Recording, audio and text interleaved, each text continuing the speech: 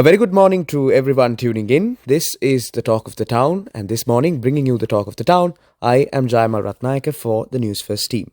My guest this morning is Mr. Lacille De Silva, former Director of Administration, Parliament of Sri Lanka. A very good morning to you, Mr. De Silva, and welcome on the show. Very good morning. I'm happy to be with you. So, Mr. De Silva, let's get the ball rolling with something that has now come to the spotlight once more.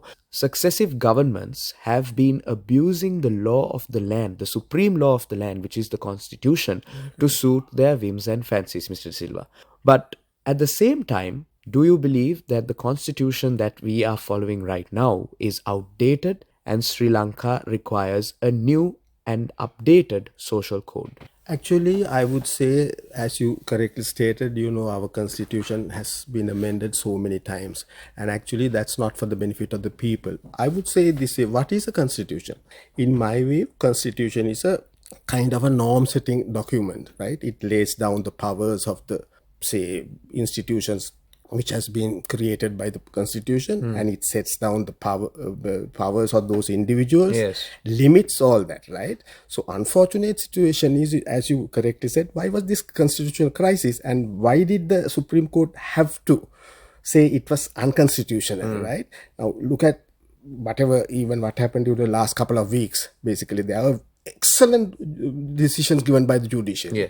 So people have to expect, go to the Supreme Court, because it is the last bastion of hope for the people, for the protection. So my way of looking at it is, the people do all that, at least they expect all that from the judiciary, and fortunately we are in that trend.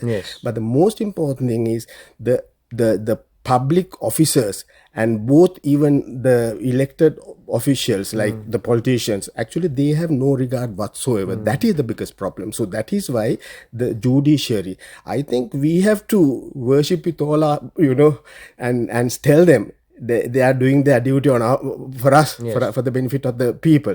In a situation like ours, if not for the judiciary, they will do, because Professor Dahl had said the biggest problem with public officers and even politicians, where the rule of law is not functional, they are very, very arbitrary. So they are doing all that for their own benefit. No, in a country where there is a constitution guides, but unfortunately it doesn't happen in this country, because our constitution is a piece of paper for them. No, it is not the case. It has to be. My way of looking at, I always say, take it seriously. It's the problem with the people now. Basically, if they don't conform to the requirements of the constitution, next government, none of these people should be elected. I'm sorry, it's not a political thing, because you are also a young man, I'm an old man.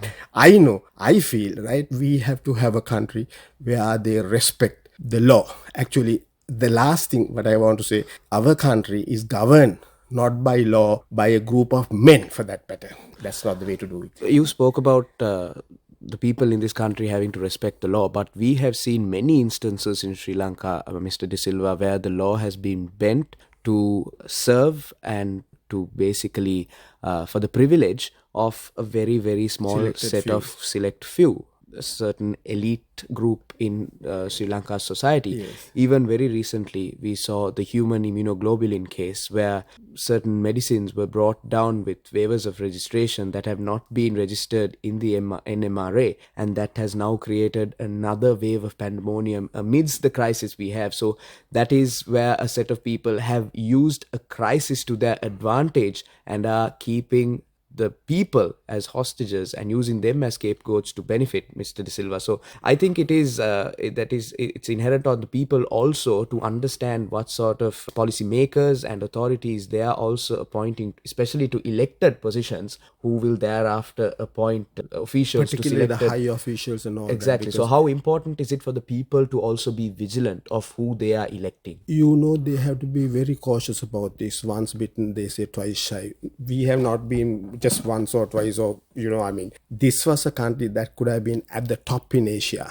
or at least among the most developed countries in the world. Because in 1948, when we got independence, the Governor General had said, this is the best bet in Asia. He was talking about development, that we could reach.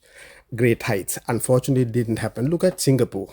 Look at China, right? They did all that because they had good leaders. So naturally, people have a duty to somehow, after all, think in terms of electing good leaders. But unfortunate situation in this country, the politicians have taken that grip so much.